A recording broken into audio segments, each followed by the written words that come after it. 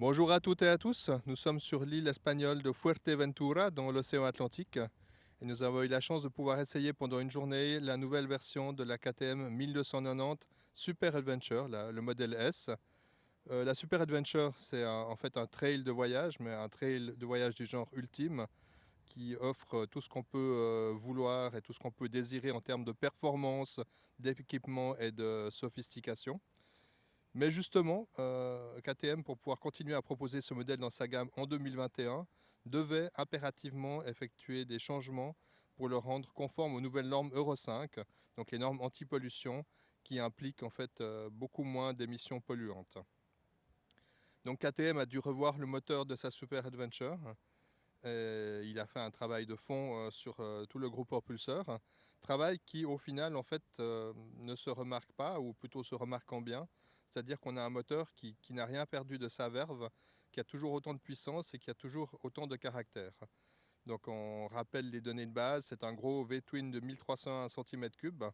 Il développe toujours 160 chevaux de puissance maximale, ce qui est bien assez, et 138 Nm de coupe maximale euh, à un régime de 6500 tours minute. Et effectivement, sur la route, le moteur est toujours égal à lui-même. Donc ça, on peut déjà le saluer parce que c'est un petit exploit de réussir à transformer un moteur sans le dénaturer. Et il y a d'autres changements qui ont été effectués par KTM, enfin qui a profité de cette refonte moteur pour ajouter des améliorations à son modèle vedette. Ces autres changements, en fait, si on devait les résumer, ils sont dans l'ergonomie et dans la facilité d'usage de la Super Adventure.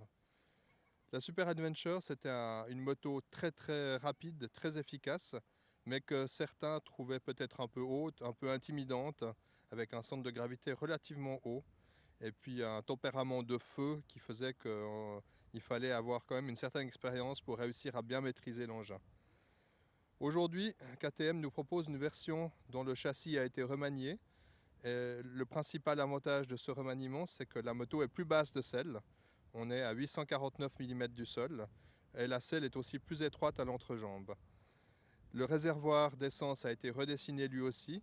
Et le résultat global est qu'on a un centre de gravité qui est plus bas. Donc la moto est beaucoup plus facile à manier à basse vitesse. On arrive plus facilement à poser les pieds à terre quand on est comme moi, quelqu'un qui ne mesure pas plus de 1,70 m.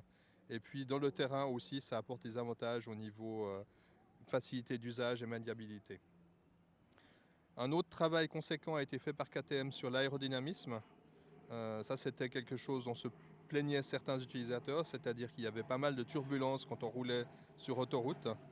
Et avec un nouveau pare-brise, avec aussi une nouvelle partie frontale, ces turbulences, quelle que soit la vitesse, ont disparu. Donc on a un ride qui est beaucoup plus confortable, beaucoup plus tranquille, et ça permet malheureusement d'aller encore plus vite.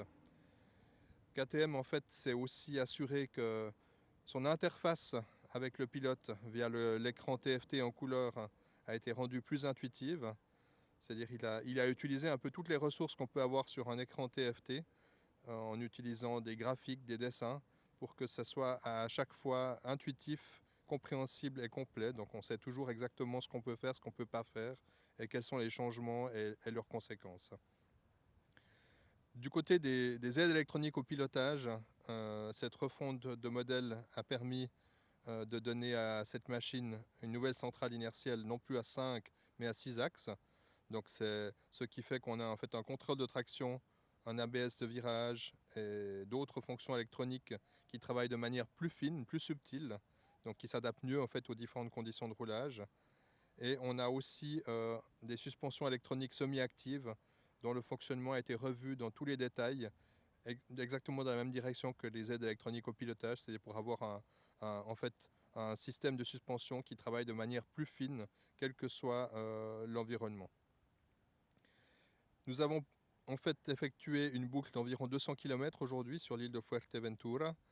La grande majorité était sur asphalte avec toutes sortes de routes, avec aussi un peu de pluie et puis des bitumes qui étaient parfois très adhérents et parfois très glissants. Et on a ajouté, juste pour le plaisir, et parce que c'est aussi comme une moto du type Adventure, une quinzaine de kilomètres sur une piste de bord de mer, où on avait un peu de terre, un peu de sable, enfin un peu de tout. Juste pour essayer la moto un petit peu dans le terrain. Cette moto, au final, elle est toujours ultime quelque part. C'est toujours un trail qui offre de grosses performances et qui permet de faire beaucoup de choses de manière très sophistiquée. Mais il a clairement gagné en convivialité, en facilité. Et il est fort à parier qu'il va convaincre des gens qui auraient penché pour acheter d'autres marques. On ne va pas citer d'autres marques ici, mais c'est assez simple de savoir lesquelles. Et qui maintenant peuvent se dire que la KTM n'est plus seulement en fait un objet, un missile sur la route, c'est aussi une moto facile tous les jours et qui fatigue très peu quand on fait des longs voyages. Il y a aussi un système totalement nouveau sur cette Super Adventure S, dont on n'a pas encore parlé, qui est l'ACC pour Adaptative Cruise Control. Il s'agit d'un tempomate adaptatif, non plus seulement ajustable, mais qui adapte la vitesse de la moto tout seul, un peu comme ce qu'on a sur certaines voitures. Le système fonctionne de la manière suivante. Il faut lui donner, bien sûr, comme tout tempomate, une vitesse que la moto va suivre. Et lorsqu'on se trouve derrière un véhicule qui est plus lent que cette vitesse, c'est le système ACC qui va ralentir la moto par le biais du frein moteur et, si nécessaire, des freins mécaniques et qui va garder une certaine distance par rapport à ce véhicule. Cette distance, on peut la configurer, hein, on peut choisir d'être tout près du véhicule devant ou bien très loin ou bien moins loin. Voilà, c'est un système modulable et il y a deux modalités de fonctionnement dans cette version KTM. On a une version confort qui freine et qui accélère de manière assez fluide et progressive. Et bien sûr, c'est une KTM, une version sport aussi, un mode sport qui fait les choses de manière beaucoup plus vigoureuse. Euh, Aucun reproche à faire à ce système, il fonctionne à la perfection. Euh, il est même assez agréable dans son utilisation. En fait, ça enlève de l'esprit du pilote certaines manipulations qui en fait n'ajoutaient pas grand-chose au plaisir de conduite d'une moto. Donc ça, c'est vraiment un gros plus. Et il est standard sur cette moto. Pour ceux ou celles qui ne voudraient vraiment pas se servir de cet ACC, ils peuvent aussi choisir d'utiliser un simple tempomate ajustable qui est aussi disponible sur la moto. La KTM Super Adventure S de série est à 20 299 francs pour la Suisse. Elle sera disponible dans cette couleur orange et dans une version noire. Et elle arrivera prochainement dans les concessions. Et il y aura à disposition un pack optionnel logiciel, si on peut appeler ça comme ça, qui s'appelle le Tech Pack, qui permet d'ajouter certaines fonctionnalités supplémentaires. Par exemple, le mode rallye qui permet en fait d'ajuster le contrôle de traction en roulant directement au guidon, qui permet aussi d'avoir le mode de pilotage off-road, donc pour aller dans le terrain, pour avoir des réglages spécifiques au terrain. Et puis il y a aussi dans ce paquet le quick shifter, up and down, et différentes autres fonctionnalités. Si on ajoute ce tech pack à la version standard, on arrive à 21 000 francs et quelques centaines de francs. Et pour finir, bien sûr, je vais vous faire écouter un petit échantillon de la magnifique sonorité de ce gros V2 autrichien. On démarre la machine, clé sans contact.